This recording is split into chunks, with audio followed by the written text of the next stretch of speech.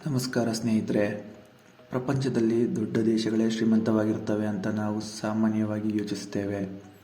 America, China, Russia ಇಂಥ ದೇಶಗಳನ್ನೇ ಹಣದ ಸಾಮ್ರಾಜ್ಯ ಅಂತ ಭಾವಿಸುತ್ತೇವೆ. ಆದರೆ ಇಂದು ನಾನು ಹೇಳಲಿರುವ ದೇಶದ ಬಗ್ಗೆ ಕೇಳಿದರೆ ನಿಮ್ಮ ಯೋಚನೆ ಸಂಪೂರ್ಣ ಬದಲಾಗುತ್ತದೆ. ಏಕೆಂದರೆ ಇದು ಪ್ರಪಂಚದ ಅತ್ಯಂತ ಚಿಕ್ಕ ದೇಶಗಳಲ್ಲಿ ಒಂದು. ಆದರೆ ಇದೇ ದೇಶ ವಿಶ್ವದ ಅತ್ಯಂತ ಶ್ರೀಮಂತ ದೇಶಗಳಲ್ಲಿ ಮೊದಲ ಸ್ಥಾನದಲ್ಲಿದೆ. ಹೌದು ಸ್ನೇಹಿತರೆ, ಇಂದು ನಾವು ತಿಳಿದುಕೊಳ್ಳೋದು ವಿಶ್ವದ ಅತ್ಯಂತ ಚಿಕ್ಕದಾದರೂ ಅತ್ಯಂತ ಶ್ರೀಮಂತ ದೇಶದ ನಿಜವಾದ ಕತೆ. ಯುರೋಪ್ ಖಂಡದ ಮಧ್ಯದಲ್ಲಿ ಫ್ರಾನ್ಸ್, ಜರ್ಮನಿ ಮತ್ತು ಬೆಲ್ಜಿಯಂ ದೇಶಗಳ ನಡುವೆ ಒಂದು ಸಣ್ಣ ದೇಶ ಇದೆ. ಅದರ ಹೆಸರು ಲಕ್ಸಂಬರ್ಗ್. ನಕ್ಷೆಯಲ್ಲಿ ನೋಡಿದರೆ ಇದು ಸಣ್ಣ ಡಾಟ್ ಥರ ಕಾಣಿಸುತ್ತದೆ. ಈ ದೇಶದ ಒಟ್ಟು ವಿಸ್ತೀರ್ಣ ಕೇವಲ 2586 ಚದರ ಕಿಲೋಮೀಟರ್ ಮಾತ್ರ. ಅಂದರೆ ನಮ್ಮ ಭಾರತದ ಒಂದು ಸಣ್ಣ ಜಿಲ್ಲೆಯಾಗಿಂತಲೂ ಚಿಕ್ಕದು. ಜನಸಂಖ್ಯೆ ಕೂಡ ಕೇವಲ 6.5 ರಿಂದ 6.6 ಲಕ್ಷ ಜನರು ಮಾತ್ರ. ಇಷ್ಟು ಚಿಕ್ಕ ದೇಶ ವಿಶ್ವದ ಅತ್ಯಂತ ಶ್ರೀಮಂತ ದೇಶಗಳಲ್ಲಿ ಹೇಗೆ ಸೇರಿತು ಎಂಬುದು ಒಂದು ರೋಚಕ ಕತೆ.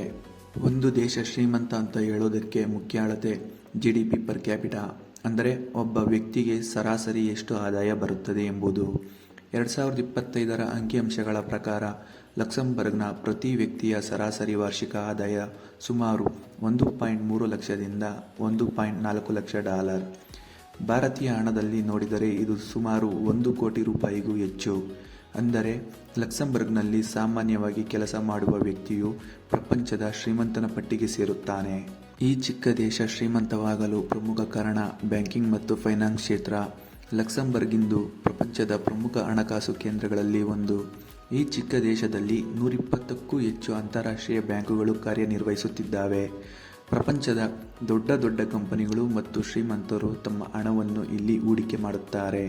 ಇದಕ್ಕೆ ಪ್ರಮುಖ ಕಾರಣಗಳು ಕಡಿಮೆ ತೆರಿಗೆ ವ್ಯವಸ್ಥೆ, ಸುರಕ್ಷಿತ ಬ್ಯಾಂಕಿಂಗ್, ಸ್ಥಿರ ಸರ್ಕಾರ ಮತ್ತು ಯುರೋಪ್ನ ಮಧ್ಯಭಾಗದಲ್ಲಿರುವ ಸ್ಥಳ.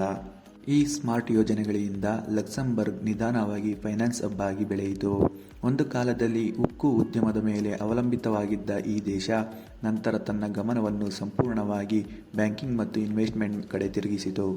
ಇಂದು ಅಮೆಜಾನ್, ಪೇಪಾಲ್, ಸ್ಕೈಪ್ ಮುಂತಾದ ದೊಡ್ಡ ಕಂಪನಿಗಳು ತಮ್ಮ ಯುರೋಪ್ ಮುಖ್ಯ ಕಚೇರಿಯನ್ನು ಲಕ್ಸಂಬರ್ಗ್ನಲ್ಲಿ ಸ್ಥಾಪಿಸಿವೆ. ಕಾರಣ ಕಡಿಮೆ ಕಾರ್ಪೊರೇಟ್ ತೆರಿಗೆ ಮತ್ತು ಉತ್ತಮ ವ್ಯವಹಾರ ಪರಿಸರ. ಇದರ ಪರಿಣಾಮವಾಗಿ ಉದ್ಯೋಗಾವಕಾಶಗಳು ಹೆಚ್ಚಾದವು. ಉದ್ಯೋಗಗಳು ಹೆಚ್ಚಾದಂತೆ ಜನರ ಆದಾಯ ಹೆಚ್ಚಾಯಿತು. ಜನರ ಆದಾಯ ಹೆಚ್ಚಾದಂತೆ ದೇಶ ಶ್ರೀಮಂತವಾಯಿತು.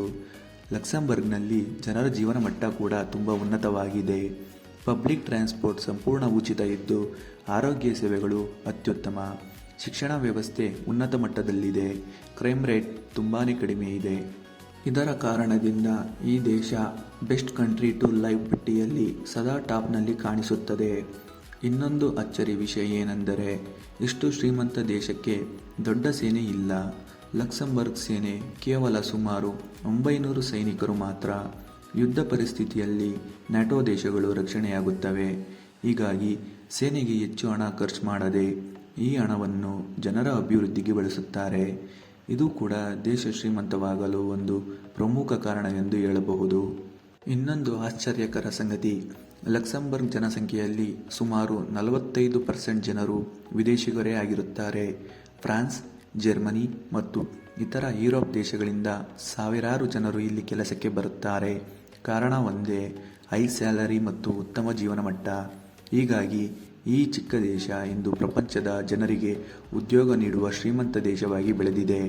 ಒಟ್ಟಿನಲ್ಲಿ ನೋಡಿದರೆ ಲಕ್ಸಂಬರ್ಗ್ ನಮಗೆ ಒಂದು ಪಾಠ ಹೇಳುತ್ತದೆ.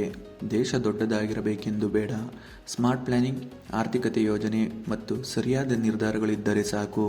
ದೇಶದ ಬೆಳವಣಿಗೆ ಮತ್ತು ಆರ್ಥಿಕತೆ ತನ್ನಷ್ಟಕ್ಕೆ ತಾನೇ ಬೆಳೆಯುತ್ತದೆ.